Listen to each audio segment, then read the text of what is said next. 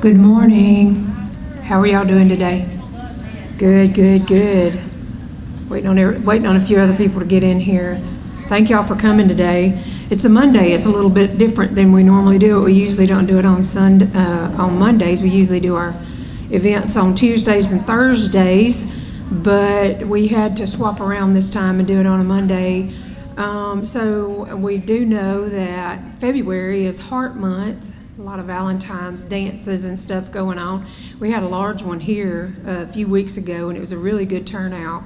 If y'all are ever interested in coming to the senior dances, I think there's one coming up at the end of the month here, and it's a nighttime dance from 6 to 9 p.m., I do believe. If you have access to Facebook, it'll be on the PARD Facebook page, and it's got times and dates on there for you guys. If y'all would be interested, come to that dance. They always have such a good time when they do those dances in here. But I want to welcome you guys. I just want to give you a few tips really quick. Then we're going to introduce our speaker. As far as heart health goes, a few things that you can do to improve your heart health is change your diet. We want to eat less saturated fats, less salt, less sugar, less cholesterol-rich foods, and less processed foods. We know that salt is a leading cause of hypertension in most people. We also know that you can be under a lot of stress that can cause heart problems. So what you want to do more of is you want to eat more healthy fats and oils like olive oil and avocado oil, soluble fibers from fruits and vegetables, plants like berries, whole grains, and lean protein. You want to make sure that you get enough exercise and you're exercising properly. They have an exercise class going on next door. We're going to try to get some of those folks to come on over here when they get done. But exercise strengthens your heart muscle. It also lowers your blood pressure and it improves cholesterol levels while controlling your weight and reducing stress. And again, you want to manage your weight. You want to eat healthy foods and get that exercise in to manage your weight. You want to manage your stress levels. Stress levels can cause high blood pressure, and it affects your cardiovascular system. It triggers the release of harmful chemicals, and it can harmful chemicals like adrenaline and cortisol. Cortisol can damage more than just your heart. It can damage a lot of different things in your body, like your blood vessels, and it weakens your immune system. So we want to get control of our stress if at all possible. Quit smoking. We know that's a good one. And take your supplements every day as prescribed by your doctor. Get a good sleep and good oral hygiene. Make sure that you're monitoring your own stress levels and stuff. I know that a lot of us go to our physician and they help us manage our stress, but try to do things at home that manages your stress. Maybe I've heard people counting 1 to 10 and finding an object in the house just to focus on and counting to 10, and that can help you control your stress level. Today we've got a speaker from out of Atlanta, Georgia. We're going to introduce him. He's going to talk to us about heart health and some things that you may not know that affects your heart health. So his name is Dr. John P. Gatell. He is originally from Peachtree, Georgia. He earned his bachelor's degree in biomedical science from Auburn University and a master's degree in biomedical science and forensic medicine from the Philadelphia College of Osteopathic Medicine. His passion to change the true meaning of healthcare led him back home to Life University in Marietta, Georgia, where he obtained his doctorate in chiropractic. He is trained at one of the leading maximized health living centers in the Southeast before opening his own practice in Roswell, Georgia, and also holds an advanced certification in clear scoliosis correction, spinal correction, and nutrition. Our team looks forward to influencing the way people view and manage their health in the metro Atlanta community, assisting their patients in reaching their God-given potential. Y'all give a round of applause for Mr. Gatell.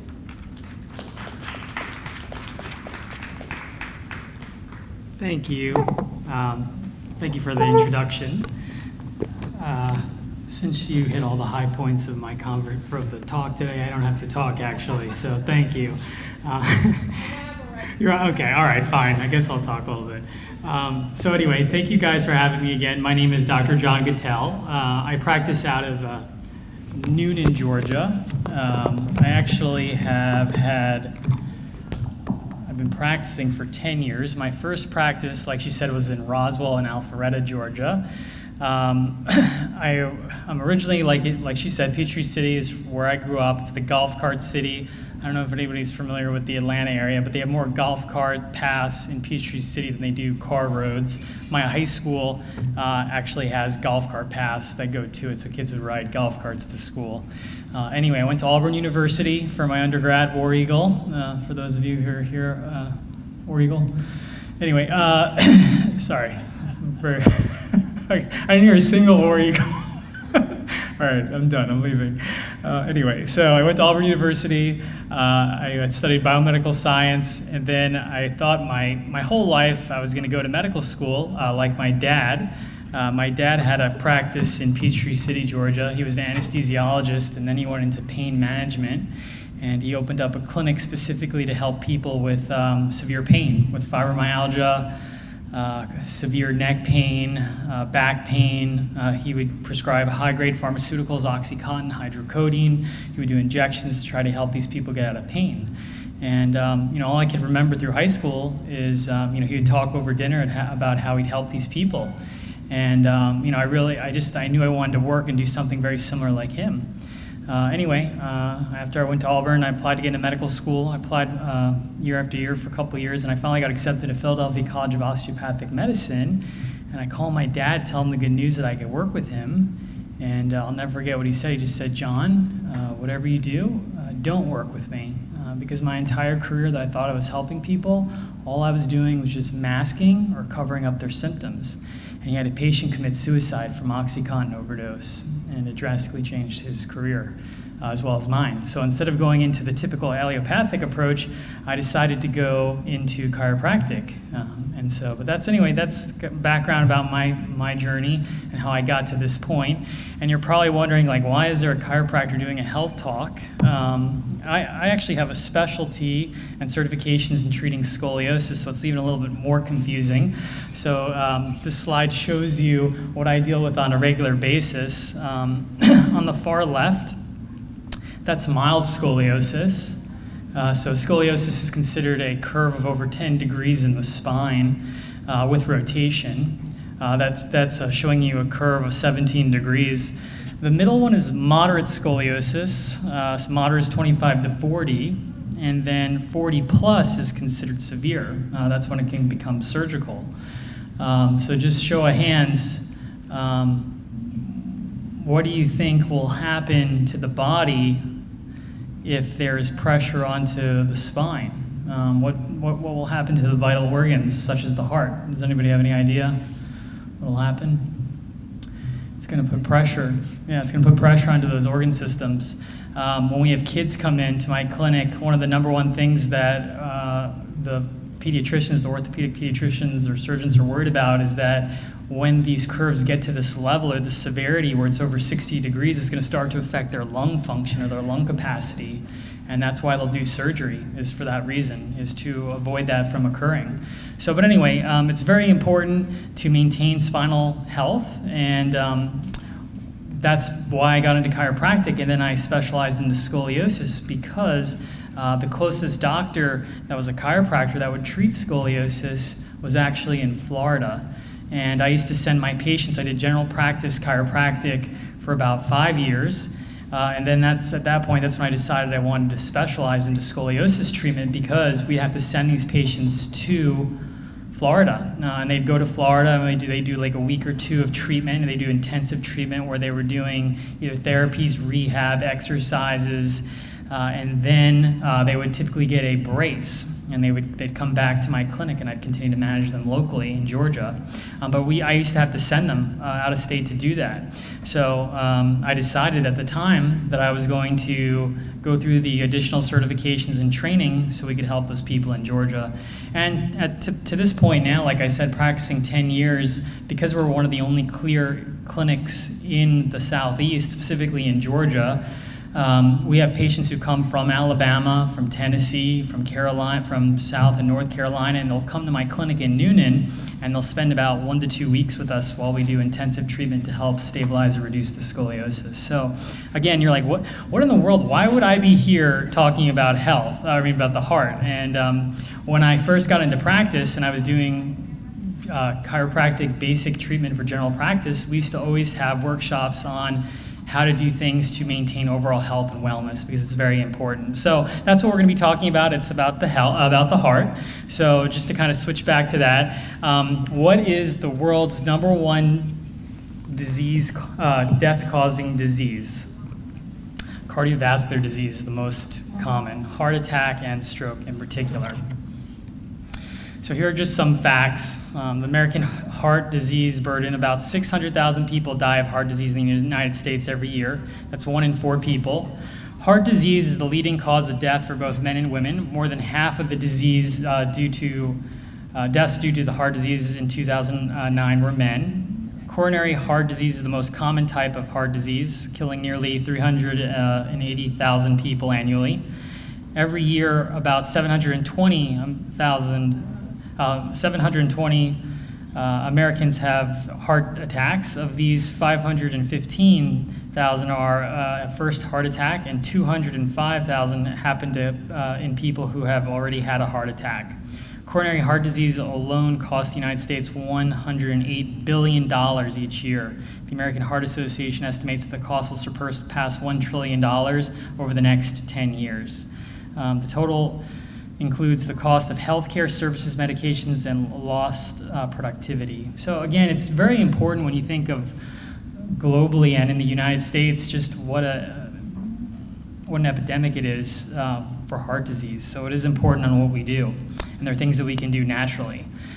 So here again, some final stats are just kind of interesting and a little scary. 25% of children 5 years and older already have plaque built up in the arteries. This was in U.S. News and World Report. 60% of 15 and 19-year-olds have plaque built up in their coronary arteries, which supplies the heart. Recent research suggests about 1/3 of children have or are at risk of high cholesterol, which conventional medicine views as a risk factor for heart disease. So myth, heart disease is normal with aging. But the truth is heart disease is common in the US and Canada, but it's absolutely not normal. This little comic just kind of shows the typical medical approach a lot of times is, here's somebody, they're like, oh, I'm just going to wrap the ankle. We'll just keep that from swelling, while the whole body is swelling and inflaming. So we have to address the root cause. So what the so-called experts recommend, this is a CDC guideline. Here are some of the CDC tips to protect your heart. Follow your doctor's instructions and stay on your medications. Eat a healthy diet that is low in salt, low in total fat, saturated fat, and cholesterol, and rich in fresh fruits and vegetables. Take a brisk walk 3 times a day, 5 days a week.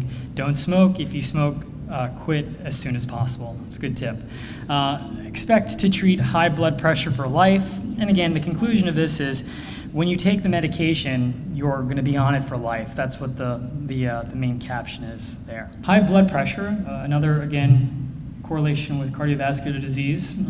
High blood pressure is a warning sign. Increased blood pressure is an indicator that there is thickening or blocking of the arteries. Thickening of the blood is caused by platelets in the blood clumping together to heal the artery. Blocking these arteries occurs from the blood being thickened from the plaque building in the arteries. So what are some side effects of blood pressure medication? Because that's the first thing that you're going to be prescribed. Extra urination, that would be one.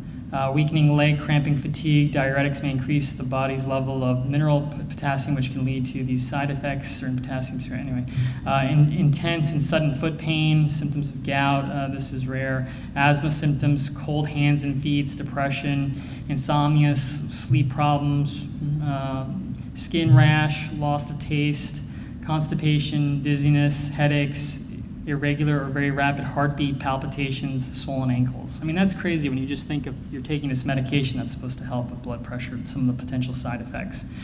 So CoQ10, so why would this be important? Well, it's essential for health for all human tissues. It's found in abundance in heart muscle cells. 60 milligrams of CoQ10 with alpha-lipoic acid are two powerful antioxidants. Studies have shown supplements can reduce major adverse cardiovascular events. CoQ10 is a key element in energy production, and it naturally occurs in beef, chicken, fish, broccoli, cauliflower, nuts, and various seeds. So a CoQ10 deficiency has been linked to high blood pressure, diabetes, angina, arrhythmia, and heart failure. Studies have shown that supplementation with CoQ10 for patients with chronic heart failure is safe. It improves symptoms and reduces major adverse cardiovascular events. So again, just another simple thing that can be done. So what do we recommend? Again, being a chiropractor, we like to address the body naturally as possible. One of the key things is addressing the 5 pillars of health. So that would be nutrition, physical activity, sleep, psychological and well-being, and social connection. All of these aspects are beneficial for improving our overall quality of health. I like this quote because Thomas Edison said this, "The doctor of the future will give no medication, but will interest his patients in the care of the human frame, diet, and the cause and prevention of disease." So we have to get to the cause. Again, so cholesterol increases due to inflammation. So what's causing inflammation? It can be caused by medications, sugars, grains, and toxicity. Blood pressure rises due to stress. Stress can be physical, it can be mental, it can be emotional, it can be nerve-related. And you can ask my wife. We have 5 kids, so I can relate to all those. The cause of heart disease, inflammation. So when you damage anything in the body, it starts an inflammatory process to heal the area. If you look closely at the picture, it's showing you at the top a healthy arteriole. You can see that on the top right, it looks like a circle. And if you go like 2 down, you can see the lighter pink color is completely gone. That's because of the inflammation and scarring. So when damage occurs to the lining of the arteries or anywhere in the body, chemicals are released to initiate this process of inflammation. Arteries constrict, blood becomes more prone to clot, white blood cells are called to the area to gobble up the damaged debris, and cells adjacent to those damaged are told to multiply. Ultimately, scar forms inside our arteries. We call it plaque, and the constriction of our arteries and the thickening of our blood further predisposes for high blood pressure and heart attacks. So what can we do to help? Well, an omega, or getting it naturally through food. So this is just an example, omega-3. A lower omega-3 index is associated with an increased risk of cardiovascular disease and death, making adequate levels of essential fatty acids an important part of healthy lifestyle. You can support healthy essential fatty acid levels by supplementing with an omega-3 and omega-6 fatty acids. These types of omegas, they're formulas that are developed to provide these essential fatty acids in ratios that promote optimal cardiovascular and circulatory health, healthy immune response, healthy skin, healthy eyes, and improved cognitive function. A lot of these pictures we recommend, this is a company called Design for Health, but really they make very good natural nutraceuticals. But any supplement that you take, as long as it's not like one of those ones you get from like one of those huge wholesale stores where it's like a big tub of supplements, and they're really cost effective. You take it and then right away it just goes right out of your body. So you really do want to get something that's non-synthetic and that's made good quality. Curcumin is a complex. It's another really important supplement that can be taken to help. Chronic low-level inflammation plays a role in every leading cause of mortality in the U.S.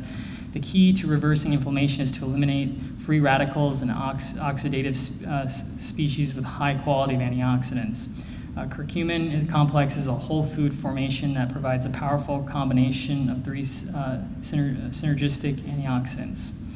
Curcumin is one, as I was saying, and then also turmeric. These are some of the key ones that are beneficial. Okay, sugars, grains, and refined carbs. So all the things we like to eat, right? Well, unfortunately, sugar causes an increase in blood sugar. Grains and refined carbohydrates turn to sugar in the body within seconds. What does your body use to decrease blood sugar? It's cortisol and insulin. Cortisol and insulin contribute to the following: an increased enzyme PLA2, which increases inflammation, which causes 90% of all diseases, especially heart disease. Number 2, inflammation causing damage to cell walls, arteries, leads to plaque buildup. So again, these are just things we want to stick away from. Fatty acids, again, as we were talking about these things, these are the 3 main things that are super beneficial for helping reduce inflammation. Goes all the way back to a study in 2002. New England Journal of Medicine published a study titled Blood Levels of Long-Chain N3 Fatty Acids and the Risk of Sudden Death, which found that these 3 fatty acids found in fish are strongly associated with reduced risk of sudden death among men without evidence of prior cardiovascular disease. Another 2002 study published in the journal Circulation found that omega-3 fatty acid supplementation reduced total mortality and sudden death in patients who have already had a heart attack. So again, there's a lot of research on the benefits of these, and as well as vitamin D. Being in the lowest 25% of vitamin D levels is associated with a 26% increased rate of all-causing mortalities. And I think when you all this different stuff we're talking about, vitamin D is so important. It doesn't just affect heart disease, but it can also affect all cancers and other inflammatory processes just by improving our overall vitamin D consumption. And then magnesium too, of course, is important. 4 natural compounds that may unclog the arteries. So these are important. I think if you're going to write something down. Pomegranate found reversed the carotid artery thickness blockage by up to 29% in 1 year. The process is responsible for these effects. It lowers blood pressure, fights infection, plaques in the arteries, often containing bacteria and viruses, prevents cholesterol oxidation, and then reduces inflammation. Arginine, this amino acid, not only prevents the progression of atherosclerosis, but also reverses pathologies associated with this process. And garlic. I'm Italian, so of course we like to use garlic in my house. It reduces the risk factors associated with atherosclerosis, the risk of heart attacks and strokes. Process responsible for this effect is garlic inhibits atherosclerotic plaque from formation. Aged garlic extract inhibits the progression of coronary artery calcification in patients receiving statin therapy. So again, even if you're taking a statin, garlic is beneficial. And then finally, B complex. One of the few vitamins to not only reduce the progression of plaque buildup in the arteries, but actually reverse it. Another possible explanation for these positive effects is the role vitamin B has in reducing promotion of homocysteine in artery and otherwise blood vessel scarring amino acid. Okay, so things to avoid. So specific types of medications such as drugs like aspirin, ibuprofen, Tylenol have been well-known association with increased cardiac mortality. Statin drugs, it is the height of irony that the very category of drugs promoted to millions globally as the standard of care, primary and secondary prevention of cardiovascular disease and cardiac mortality are actually cardiotoxic agents linked to no less than 300 adverse health effects. It can, again, have terrible side effects, so it's just important to understand this. Things to avoid, another thing, would be wheat. So wheat has profound cardiotoxic potential, along with over 200 documented adverse health effects. And why wouldn't it, when the very countries that eat the most of it have the highest rate of cardiovascular disease?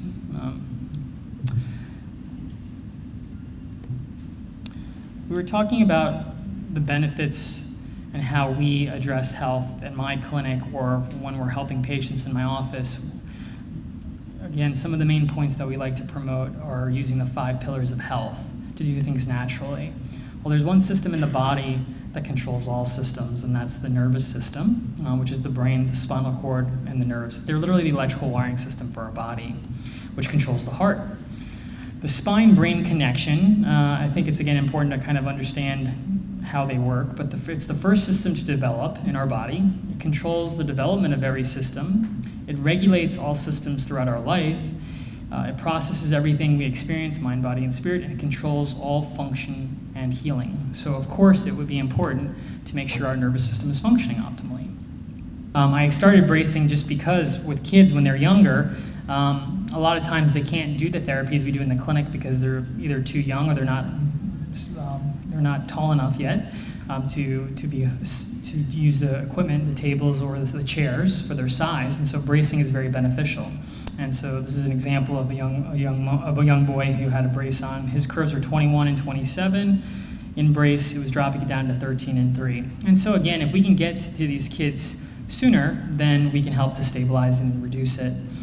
This was a case study done by a colleague of mine. This patient had a 50-degree scoliosis, so again, very severe. You can see the x-ray up there. This is them doing the scoliosis traction chair and then the brace. Their in-brace x-ray was dropping down to 9 degrees, and their end outcome dropped to about 18 out of brace. So again, when you incorporate these specific type of therapies, they can be very beneficial for helping patients who do have scoliosis. And one last thing just in regards to scoliosis, because I think it is important, there have been more studies recently looking at our older population, 55 years and older, and percentages of people who develop scoliosis later on in life. There's a medical term for this. It's called de novo scoliosis.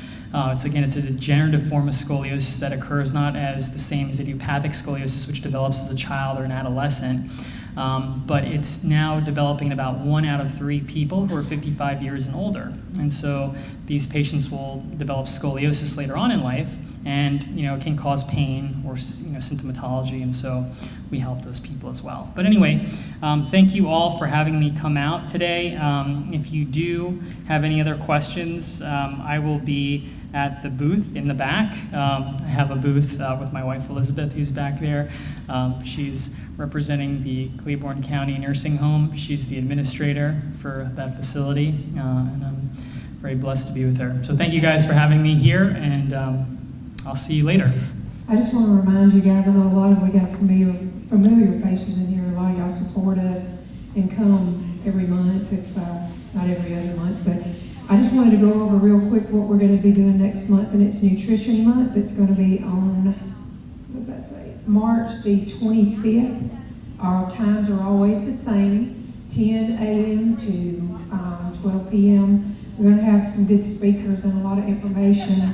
And as far as here on out, I'll just go over a list real quick. April is Parkinson's and Autism Month. May is Mental Health Awareness. June will be Alzheimer's and Brain Awareness. In July, it's going to be Kids, Parents, and Grandparents Day. So we're going to have a big thing here for kids, parents, and grandparents. If you take care of your grandchildren, bring them on out here. We're going to have a good time. In August, really good information is scams, fraud, and identity theft. Got a lot of that going on right now.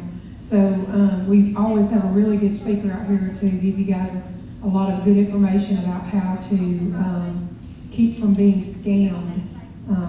There's a lot of it that go on. Now they've gotten phone numbers and they're sending out text messages. And I've had my mother to call me, even my son, who was 34 years old, and said, they asked me to come to the court, said I missed a court date, and I don't know anything about it. It turned out to be a scam. And it was from from Pale City. So there's a lot of things going around right now, so that's very beneficial. September will be Healthy Aging Month. October, of course, is Cancer Awareness. November will be Caregivers Awareness. And December will be Holiday Awareness. Come on back out and be with us on those days. We always have some really good speakers, and bring some folks with you, because this is free information. This that we watched today was very, very helpful to me. Bring everybody that you can get in the car. Tell them you're going shopping. Say, wait, we're going to stop by somewhere else before we go. So you guys bring some folks with you. Here's Miss Candy. All right, well, y'all just go visit everybody, and of course, go remember to spin that wheel, and we'll see you next month.